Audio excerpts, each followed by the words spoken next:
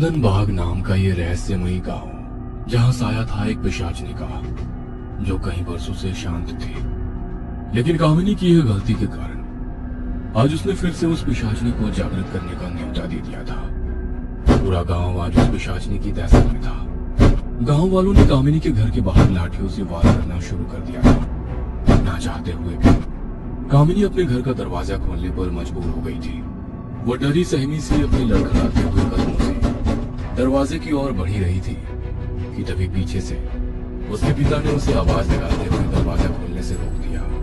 अपनी बेटी कामिनी की ढाल बनकर उसके पिता ने अपने कांपते हुए हाथों से दरवाजे को खोला तो सामने का दृश्य देखकर वो दोनों डर से कांप उठे। गांव वालों की आंखों में एक अलग ही आक्रोश था। रात के खामोश अंधेरे में लोगों की आंखों में भरा हुआ वो गुस्सा और हाथ में जल रही मशालें बड़ी ही डरावनी लग रही थी। गांव वाले अपने पिता के पीछे छिपी कामिनी को बड़ी ही गुस्से भरी नजरों से देख रहे थे। डर के मारे कामिनी ने उनसे नजरें चुराने के लिए अपनी नजरों को नीचे झुका लिया कि तभी गांव का एक आदमी उसकी तरफ देखते हुए बोल उठा, अब नजरें नीचे करने से क्या होएगा? हैं?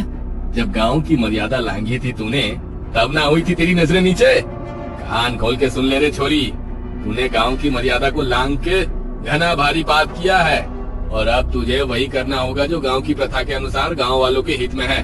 ध्यान रखिए छोरी, अगर तेरी वजह से गांव में एक छोटी सी भी खरोच आई तो तेरे साथ साथ तेरे प्यारे पिताजी को भी पूरे गांव के सामने जिंदा जला देंगे। हाँ। गांव वालों की इन बातों से कामिनी बुरी तरह से डर से कांप उठी। उसकी माँ ने तो बहुत सालों पहले ही इस दुनिया को अलविदा कह दिया था। बेचारी कामिनी के पास तो उसकी माँ से जुड़ी कोई याद भी नहीं थी। उसने जब से होश संभाला था तब से उसके पिता ने उसे माँ और पिता दोनों का प्यार दिया। इस संसार में उसके पिता के सिवा उसका कोई भी नहीं था।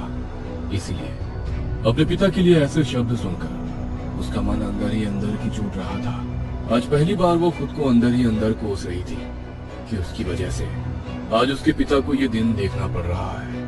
आखिर ऐसा क्या कर दिया था कामिनी ने जिसके कारण आज उसे और उसके पिता को ये दिन देखना पड़ रहा था।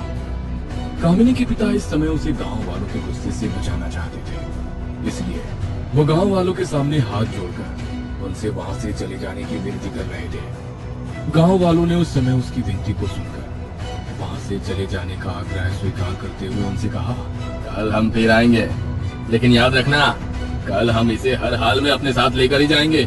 कल ना तो तू हमें इसे ले जाने से रोक पाएगा, ना ही भगवान।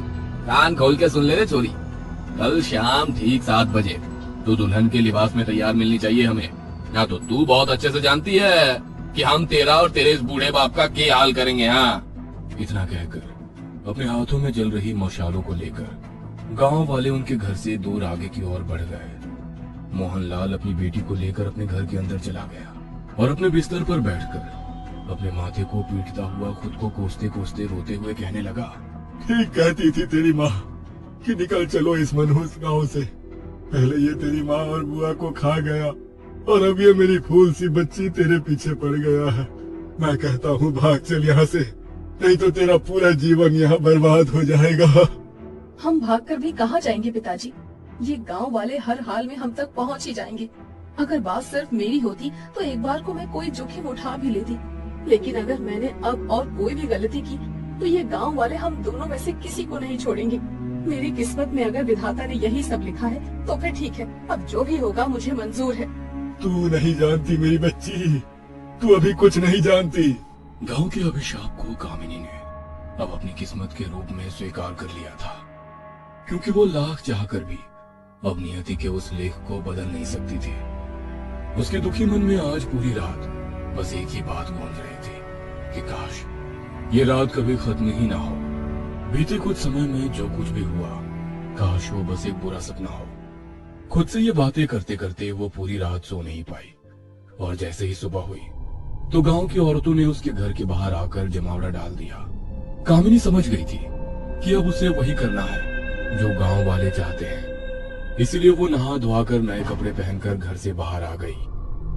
उसके घर से बाहर आते ही गांव की औरतें नींबू और मिर्ची से उसका उतारा करने लगी और देखते ही देखते पीले रंग के नींबू गहरे लाल रंग में बदल गए। तभी गांव की एक बूढ़ी महिला ने उन नींबुओं को उनके घर की दहलीज से कुछ दूर एक पीपल के पेड़ के नीचे दबा दिया। तभी एक औरत ने अपने हाथ में पकड़े एक लाल रंग के दुपट्टे को कामिनी के सर पर उड़ा दिया। सभी औरतें बड़े ही मायूसी भरी चेहरे के साथ कामिनी को अपने साथ गांव में स्थित देवी माँ के प्राचीन मंदिर में ले गई। उन्होंने कामिनी को देवी माँ की मूर्ति के सामने बैठाया और खुद उसके चारों तरफ एक गोल घेरा डालकर खड़ी हो गई और उसके सर पर दूध और जल का अभिषेक करने लगी। उसके बाद उन्होंने अनामिका के पूरे शरीर को हल्दी से लेप दिया और अपने हाथों से उसकी बलाएं उतारने लगी और बिलखती हुई अपनी आंखों में आंसू लिए उसके हाथों में लाल रंग की चूड़ियां पहनाने लगी। उन सभी को देखकर कामिनी का मन और ज्यादा घबराने लगा। उन्होंने उसके चारों ओर बनाए गोल घेरे को तोड़कर देवी माँ के चरणों में सिंदूर चढ़ाया और सिंदूर की उस डब्बी से कामिनी के हाथों पर कुछ आकृतियां बनाई। देवी माँ के सामने माथा टेक के वे सभी औरतें कामिनी को उसके घर ले आई और कामिनी के हाथ में एक बक्सा थमाकर वहां से चली गई। शाम को जब कामिनी के पिता उसके कमरे में गए तो कामिनी को देखकर उनकी आंखों में आंसू आ गए। कामिनी दुल्हन के जोड़े में सजी किसी अप्सरा से कम नहीं लग रही थी। उसके पिता मोहनलाल ने उसकी ओर बढ़कर उसके सर पर अपना हाथ रखते हुए कहा, मुझ जैसा भागा बाप भला कौन होगा जो जीते जी अपनी बेटी को मौत के मुंह में जाते हुए देख रहा है। यह दिन देखने से पहले भगवान ने मुझे उठा क्यों नहीं लिया। दुल्हन के जोड़े में सजी कामिनी की शादी के दिन पर आखिर उसके पिता भला क्यों ऐसी अभागी बातें उससे कर रहे थे? आखिर ऐसा क्या था जिस कारण मोहनलाल और गांव की सभी औरतें कामिनी के शादी के दिन को किसी मातम की तरह कोस रही थी? मोहनलाल अपनी बेटी को अपने सीने से लगाता हुआ अपने आंसुओं को रोक नहीं पा रहा था। कामिनी अपने हाथों से अपने पिता के आंसुओं को पोंछने लगी कि तभी उनके दरवाजे पर जोर की ठक ठक होने लगी। मोहनलाल ने जाकर घर का दरवाजा खोला तो गांव की औरतें कामिनी को लेने घर के बाहर आ चुकी थी।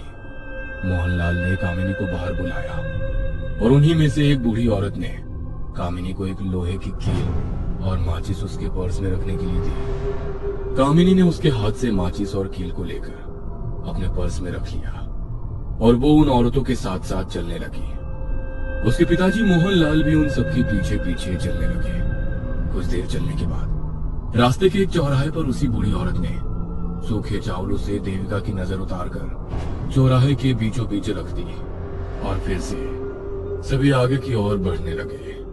कुछ देर चलने के बाद उन्हें सामने एक बड़ा ही आलीशान बंगला दिखाई दिया जो बेहद खूबसूरती से सजा हुआ था। उस बंगले की खूबसूरती को देखकर कामिनी का मन भी उस पर मोहित हो गया, लेकिन वो उस बंगले को नजरअंदाज करती हुई आगे की ओर बढ़ने लगी। तभी कामिनी को टोकते हुए पीछे से उस बूढ़ी महिला ने उससे कहा कि तुम आगे कहां जा रही हो मेरी बच्ची? यही तुम्हारी मंजिल है।